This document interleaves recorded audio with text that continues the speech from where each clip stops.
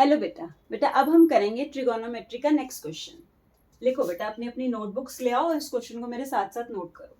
Question है बेटा आपके पास sine theta upon cot theta plus cosec theta is equals to 2 plus sine theta upon cot theta minus cosec theta.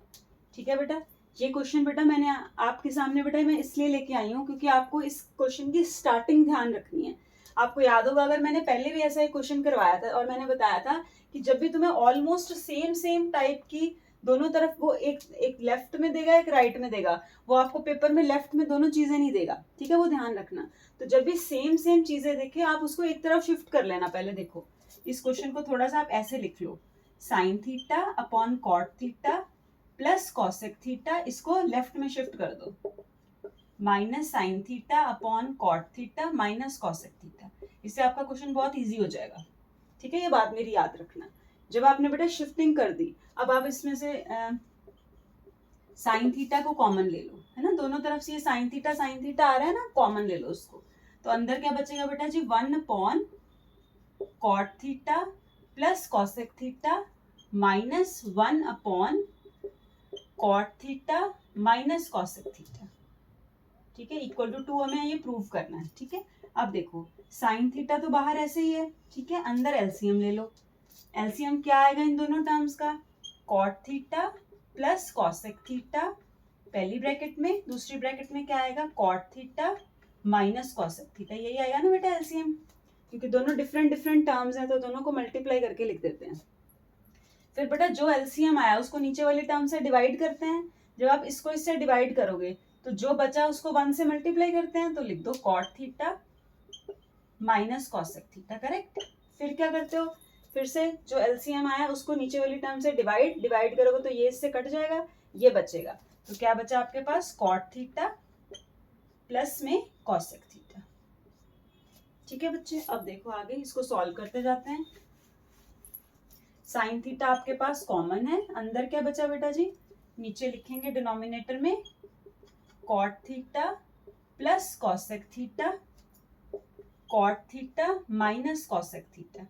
ठीक है, ऊपर देखो ब्रैकेट्स खोलो, cot theta minus cosec theta minus cot theta minus cosec theta. यही बचा ना बेटा, अब देख लो बस ये माइनस को मैंने ओपन कर दिया दोनों के साथ, वो कॉट के साथ भी आ गया कॉसेक के साथ भी आ गया, बाकी मैंने एज इट इज लिखा।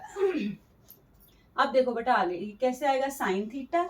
अब ये कॉट और कॉट आपस में काट दो, है ना, एक प्लस का एक माइनस का, तो ये बचेगा आपके पास -2 कॉसेक थीटा। अपॉन में बेटा देख रहे हो क्या बन रहा है, ये ए है ये बी है, ये ए है ये बी है ना।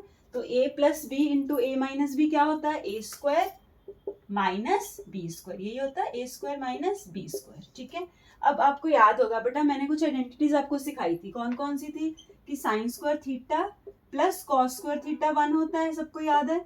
सेक square theta minus tan square theta 1 होता है, और cosec square theta minus cot square theta 1 होता है। तो अब तक सबको याद हो गई होंगी, है ना। अब देखो यहाँ पे फॉर्मूले में है cosec square theta minus cot square theta, लेकिन हमारे पास यहाँ पे क्या आ रहा है, उल्टा आ रहा है ना। उल्टा के लिए फिर हम क्या करेंगे, माइनस से मल्टीप्लाई कर देंगे। देखो अगर कॉसेक माइनस कॉट 1 है, तो अगर मैं इसको इधर ले जाऊं, कॉट को प्लस कर दूं कॉसेक को माइनस कर दूं, है ना, माइनस से मल्टीप्लाई कर दो दोनों तरफ।